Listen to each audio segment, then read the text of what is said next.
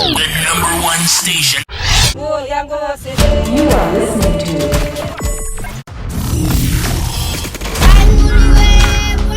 Channel Africa.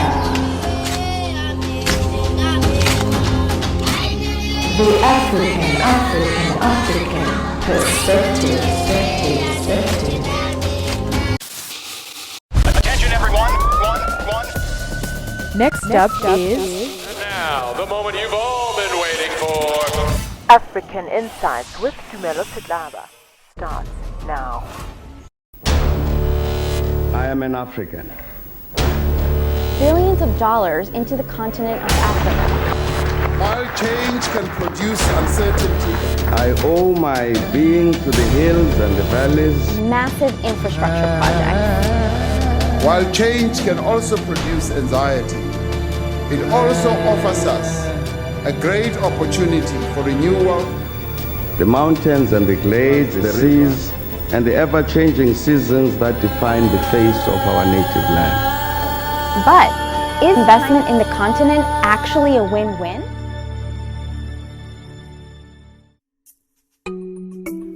From the African Channel's studios, it's Tumelo Setlaba on African Insights. This program looks at infrastructure projects undertaken in African countries, whether by government or the private sector. We focus on the impact the projects have had on ordinary communities across the continent.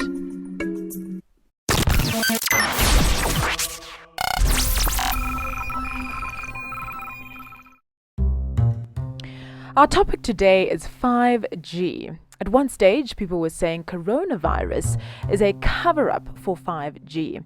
These claims have been wildly debunked by fact-checkers and many credible sources, such as the World Health Organization. I, for one, was relieved by this, as there's no shortage of hype over how the next generation of wireless technology could skyrocket Africa into the high-speed internet age. Some would even go far as to say the one policy action that would do the most to accelerate African development is connecting the unconnected. However, this is not the first time 5G has found itself on the World Health stage, so my interest has been fanned by curiosity over how it's changing the way the world connects and communicates, as well as what change the new technology will bring to us.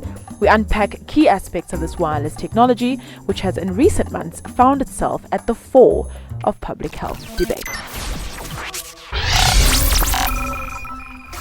In about 5 minutes, we'll be talking to tech expert Kate Bevan. Lots good coming from 5G. And later on, we'll be hearing from one of our callers on his response on the installation of 5G in South Africa. Why is the government not addressing the issue of the 5G? I'd like to explore some insights about 5G. So, apparently 5G connectivity requires huge infrastructure investment. And according to a top official of MTN, the government will be playing a pivotal role with respect to regulations and infrastructure development, pretty much as expected. Now, according to a global trade organization for mobile operators, it estimates that only 7 African countries, including South Africa, Nigeria, and Kenya, will have 5G by 2025. Lesotho and South Africa are rarely the only African countries where 5G is commercially available. And the actual servicing of 5G is also pretty comparatively limited as well. In Lesotho, only the central bank and a mining company can use 5G so far. And in South Africa, you may have heard of Rain as the 5G frontrunner, though MTN and Vodacom are hot on their heels. Now, according to CIO magazine, the main hurdle for 5G deployment, at least in sub-Saharan Africa, is that while the cost of building out infrastructure is high, network operators don't even expect the price-sensitive consumers, like you and I, to fit the bill, which is why enterprises are expected to be among the initial adopters. So ultimately, despite the cost barriers, software-based network environments will result in lower overheads for operators, which should ultimately translate into savings for business customers. So where does that leave us household customers, like you and I? Stay tuned to find out more. This is African Insights on Channel Africa.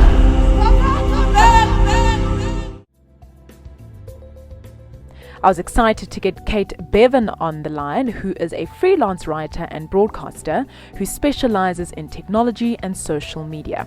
She also recently wrote articles titled How to Stop and Spot Fake Coronavirus Texts and Emails, as well as Coronavirus Scams, How to Spot Them and Stop Them. Kate, welcome to the show. I'd like to know straight away, is 5G bad for our health? 5G isn't bad for your health. There's a lot of concern because we use the word radiation when we talk about 5G. Radiation that 5G uses is a different wavelength. It's not a wavelength that's called ionizing radiation. It can't disrupt your cells in the way that too much exposure to sunlight can. Now, Kate, that might be true, but in some countries 5G is even banned. What do you think might be some of the reasons for that? The people banning it aren't necessarily connected to the evidence, and their priorities are more reassuring their constituencies. If you're not very au fait with the science, it's understandable why you might be scared, but getting to grips with the evidence and knowing that it doesn't harm you is a really important thing here. Right, now speaking of evidence, insights show us that it's only really the big companies that are initially going to benefit from 5G. Could this potentially be because they want to spy on us conventional general consumers? Or is this just being paranoid? Big tech companies already spy on us. If you have a mobile phone that you carry around, that's effectively spying on you. If you use Google Maps, if you use Android, even if you use Apple, applications and devices are already tracking you. So 5G isn't going to bring anything additional to that party. So what would you say as household consumers can look forward to once we're invited to the 5G party?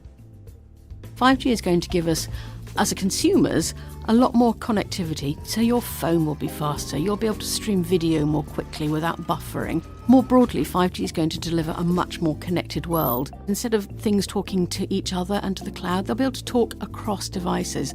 So, for example, cars will be able to feed back traffic information between each other in real time. There's lots good coming from 5G. There's lots of good coming from 5G. Kate Bevan's famous last words. I'm curious to hear what our South African citizens have to say about this. Here's a voice note from one of our listeners. Why can't the Minister of Health, Ubaba Zweli Mkhize, why can't he also educate us or respond about the 5G issue? Why is the government not addressing the issue of the 5G? We are seeing this thing all over internet. We have got recordings from everywhere. But we're hearing about sanitizing, washing of our hands and all that. Can also someone in this country, from government, politicians, I think he got cut off there, but can someone from government shed some light to us South Africans as the front runners for 5G installation? Well, that's all we have time for this week. Thank you so much for joining African Insights with me, Tumelo Setlaba. Until next time, I say to you, halala Africa, halala.